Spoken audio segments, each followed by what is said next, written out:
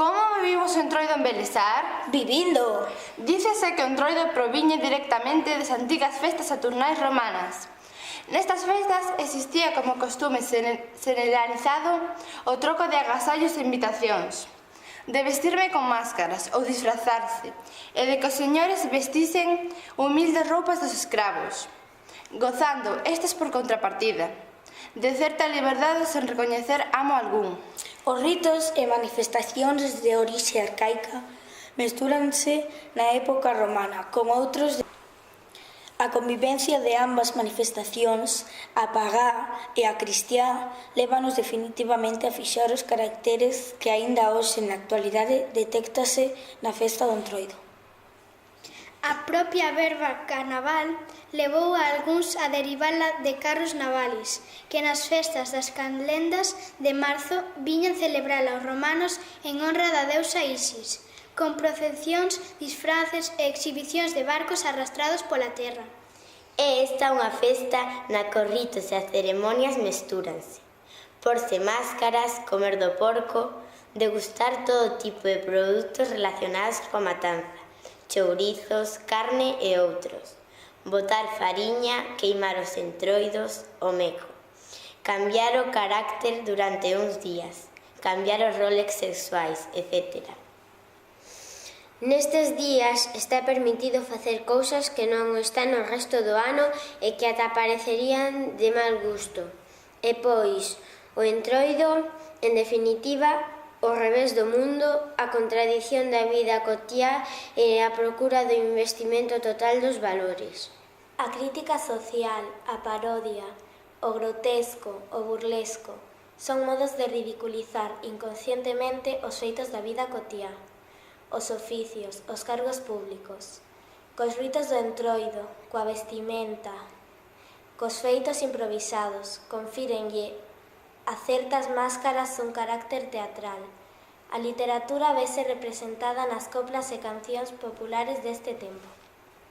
Distínguese tamén unha tendencia a igualar ao verse suprimidas as diferencias sociais de idade, estado civil, clase, sexo, facendo que nesta festa mestúrense todos esquecendo os respectos e as distancias que a vida cotiá impón.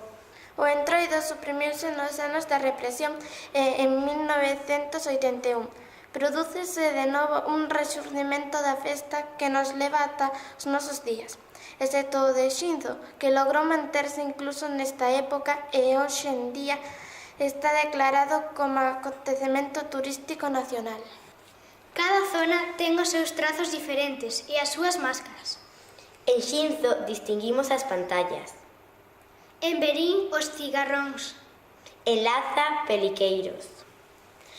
No cole de Belesar este ano fixemos un percorrido polos 25 anos de vida do cole, destacando os acontecementos máis salientables, o Prestige, a entrada no Euro, as Olimpiadas do 92 e o fenómeno OT foron os elementos das comparsas.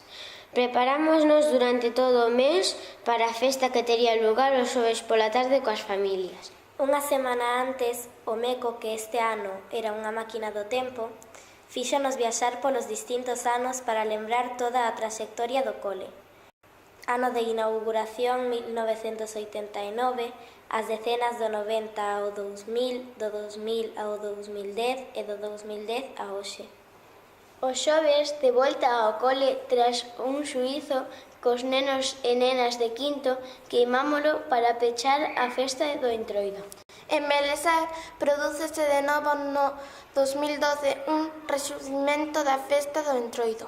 Un grupo de veciños da parroquia decidiron recuperar esta festividade despois de 20 anos sen celebrala.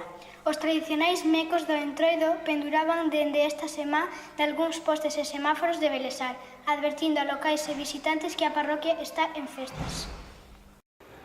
Rajoy, Feijóo e Merkel penduran dende fai varios días nos postes do alumeado, con cartéis satíricos convidando a festa. Abel axudou nesta tarefa e cóntanolo así.